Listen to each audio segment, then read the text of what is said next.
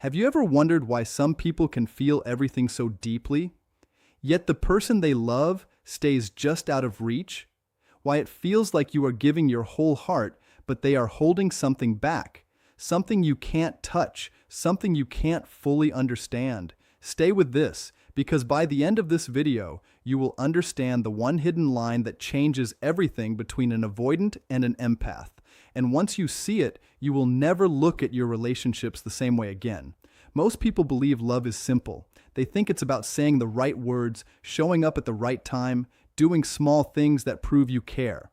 But real love, real deep life-changing love, is not built on words. It is built on what someone is willing to risk. It is built on what someone is willing to lose control over. And this is where everything begins to shift. Because when you are an empath, you don't love halfway. You don't calculate your emotions. You don't hold back just to feel safe. You feel everything. You absorb energy. You connect deeply, sometimes instantly. When you care, you show it. When you love, you give without keeping score. You believe that if you give enough, if you stay patient enough, if you understand them deeply enough, they will meet you there. But then comes the confusion. Because the person you are dealing with, the avoidant, doesn't move the same way you do. They don't open up easily. They don't trust emotions quickly. They don't fall into connection the way you fall into it. Instead, they step back. They pause. They analyze. They protect. And here is the truth most people don't tell you. Avoidants are not cold. They are not heartless. And they are not incapable of love. They are afraid of what love demands. You see, for an avoidant, love is not just connection. Love feels like exposure. It feels like losing control. It feels like stepping into a space where they can be hurt, overwhelmed, or even abandoned. Their mind is wired to protect them from that feeling at all costs. So what do? They build invisible walls. Not walls you can see, but walls you can feel. You feel it when they pull away just as things start getting deeper. You feel it when they stop sharing, when they change the subject, when they suddenly need space without explanation. You feel it in the silence, in the distance, in the way they seem close one moment and far the next. And this is where most empaths make a mistake. They think, if I love harder, they will open up. They think, if I prove myself, they will stay. They think, if I understand them enough, I can heal them. But here is the reality that changes everything. There is a line, a boundary that every avoidant carries deep inside, a limit they almost never cross. Not for attention, not for comfort, not even for someone they like. This line is not about you, it is about them. It is the line between control and vulnerability, the line between safety and emotional exposure, the line where they stop protecting themselves and start risking something real. And most people will never see this line clearly, because avoidants don't announce it. They don't explain it. They don't even fully understand it themselves. It exists in their behavior, in their patterns, in the way they react when emotions start becoming real. You will notice something subtle, but powerful. They can talk to you. They can laugh with you. They can even spend time with you.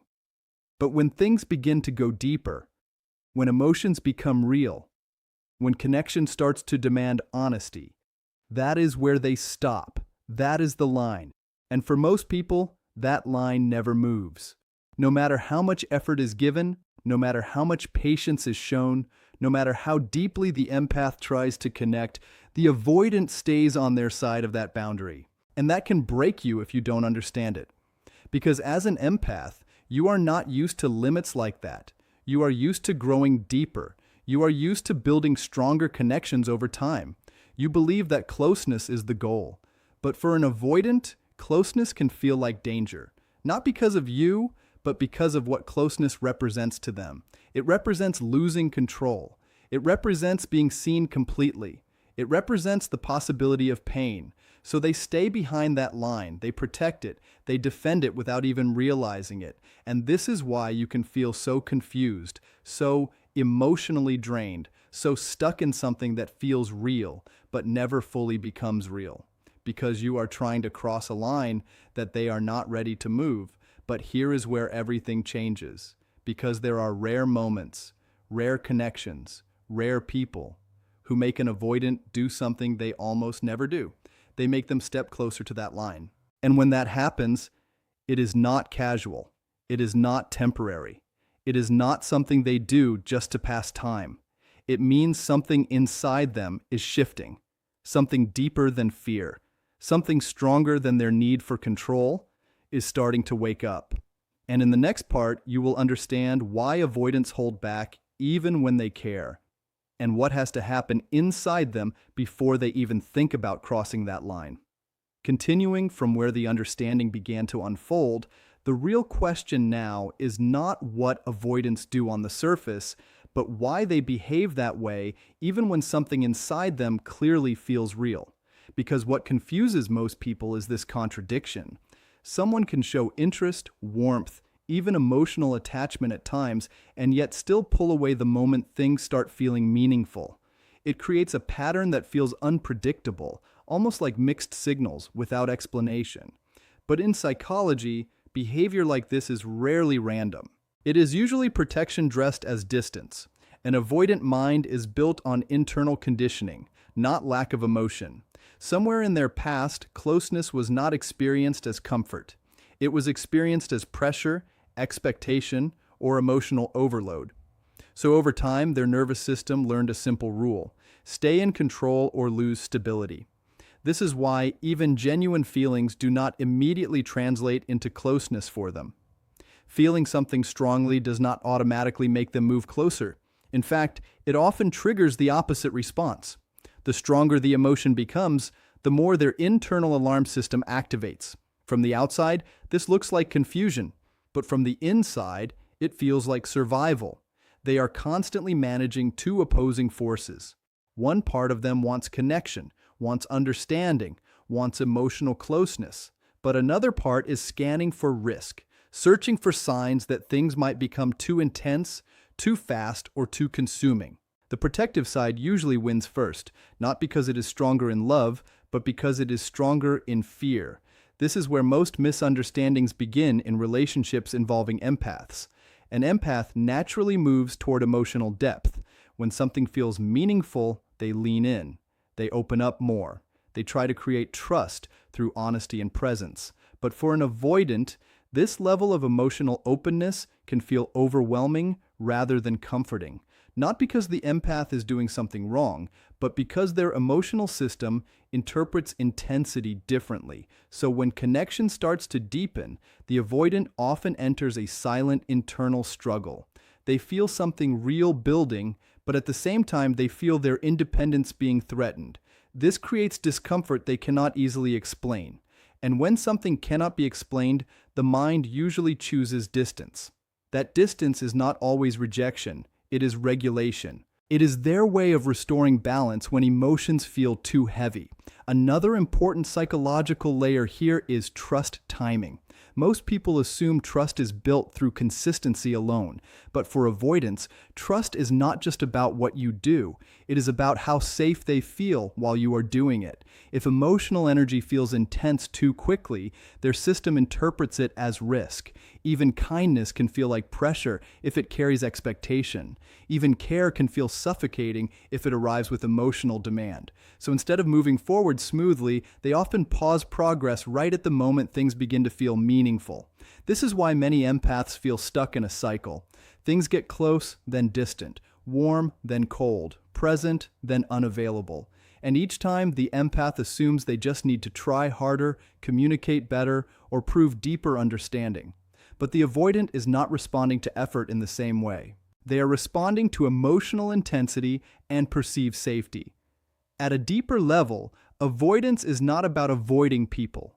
It is about avoiding emotional states that feel uncontrollable. Vulnerability requires surrender, and surrender requires trust. If trust is not fully formed internally, the mind will prioritize protection every time. This is why even when feelings are present, behavior does not always align with them. They might care, but still not stay close. They might miss someone, but still not reach out. They might feel connected, but still create space. Because for them, emotion alone is not enough to override internal defense mechanisms. Another key factor is identity protection. Many avoidants have built their sense of self around independence and emotional self-reliance. They see being self-contained as strength. So when someone starts becoming emotionally important, it does not only affect their feelings, it challenges their identity. Suddenly, they are not just dealing with attachment, they are dealing with the fear of losing who they believe they are. This internal conflict creates hesitation that looks like inconsistency from the outside, but actually feels like internal negotiation from within. And this is where empathy becomes crucial, but also dangerous if misunderstood. Because empaths often interpret emotional distance as something they need to fix. They believe if they provide enough understanding, patience, or emotional safety, the avoidant will eventually soften. While understanding is valuable, forcing emotional readiness is not possible. An avoidant opens only when their internal system decides it is safe enough to do so, not when external pressure increases. This is the key difference most people never realize. Effort does not automatically create emotional availability. Safety does. And safety cannot be demanded. It can only be experienced. So even when there is genuine care present, avoidants continue holding back because their internal programming has not yet reached the point where closeness feels safer than distance. They are not resisting love itself.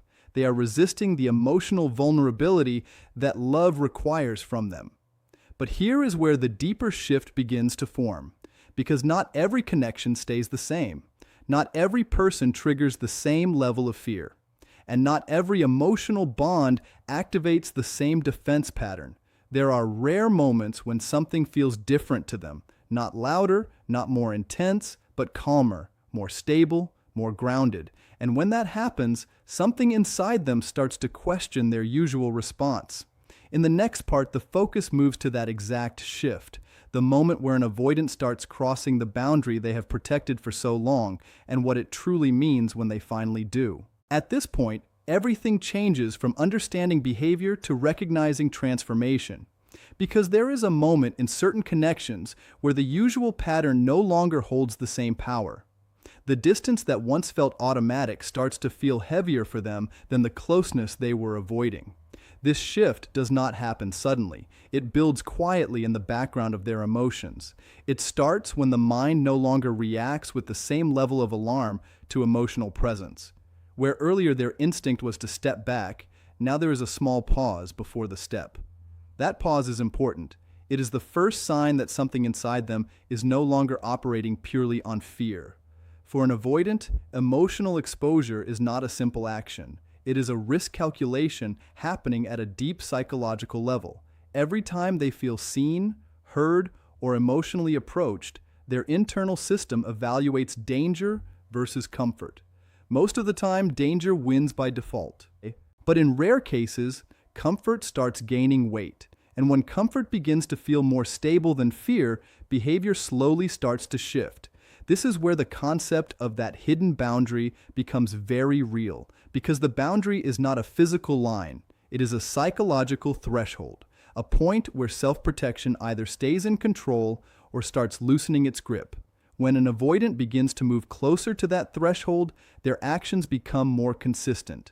Not perfect, not fully open, but noticeably different from their usual pattern. They stop disappearing as frequently. They stop overanalyzing every emotional moment. They stop treating connection like something that must always be managed carefully. Instead, they start staying present for longer periods without feeling the need to escape. This is not because their fear disappears completely. Fear never fully disappears overnight. It weakens when replaced with emotional safety that feels steady and non-threatening. One of the most important psychological shifts here is emotional tolerance. Earlier, emotional intensity would trigger withdrawal, but in this stage, the same intensity starts becoming manageable. It no longer overwhelms their internal balance in the same way. That change is subtle, but it is powerful. Because when emotional experience stops feeling like pressure, connection stops feeling like danger. And when danger decreases, presence increases. This is when an avoidant begins doing things they usually avoid without even realizing it. They start sharing thoughts without being asked. They respond without delay instead of creating space. They show interest without overthinking consequences. These are not random actions. They are signs that internal resistance is weakening. However, the most important shift is not in behavior alone. It is in emotional permission. At some point, they stop treating emotions as something that must be controlled at all times. They begin allowing themselves to feel without immediately shutting it down. This is extremely significant for someone who has spent a long time regulating emotions through distance, because now, instead of escaping feelings, they are sitting with them. This is where real change begins. And this change does not come from pressure. It does not come from persuasion. It does not come from chasing or convincing. It comes from consistency that feels safe enough to stop triggering defense. When someone remains steady without overwhelming, present without demanding, and emotionally available without forcing response, the avoidant system slowly starts recalibrating what connection means. It stops associating closeness with loss of control and starts associating it with stability. This is the exact internal shift that allows them to cross their long-protected boundary, not because they suddenly become a different person, but because their emotional system starts learning a new pattern. For the first time, vulnerability does not immediately lead to discomfort. It leads to understanding. It leads to calm presence instead of internal chaos. And that difference changes everything. Because once an avoidant experiences emotional safety without pressure, they begin to question their old rules. The rules that told them to step back. The rules that told them to stay guarded. The rules that told them closeness always comes with risk. Those rules start losing authority when real experience contradicts them. And this is the moment most people miss. They assume avoidants only change when they finally realize love. But in reality, change happens when their nervous system stops feeling threatened by connection. At that point, their actions become more intentional. They stop reacting only from fear and start choosing presence.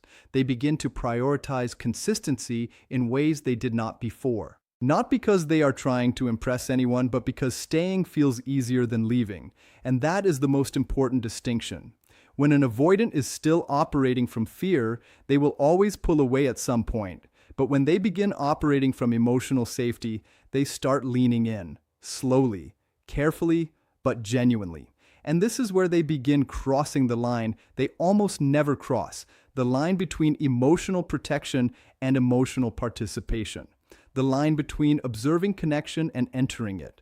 The line between staying safe alone and staying present with someone else. But even at this stage, they do not cross it recklessly. They cross it in fragments, in moments, in decisions that might seem small on the outside, but are deeply significant internally. Staying when it would be easier to leave. Opening up when silence would feel safer. Choosing connection when withdrawal would feel familiar. Each action becomes a step away from old conditioning and a step toward emotional trust. And once this pattern starts repeating, something powerful begins to form. Not dependency, not attachment in its anxious form, but a balanced emotional bond where presence feels sustainable instead of threatening. This is the rare space where avoidants begin to stay without being pushed, and empaths begin to feel seen without overgiving. But even then, understanding remains essential, because this process is fragile. It grows through stability, not intensity. It strengthens through patience, not urgency. And this leads directly into the final truth that most people overlook. What you do when this shift happens determines whether it continues or collapses. When this shift begins to show itself in real life, most people react the wrong way without even realizing it. Because after long confusion, mixed signals, and emotional uncertainty, the natural human response is to want clarity immediately. To ask for definition, to seek confirmation, to try and secure what suddenly feels available. But this is exactly where many meaningful connections collapse.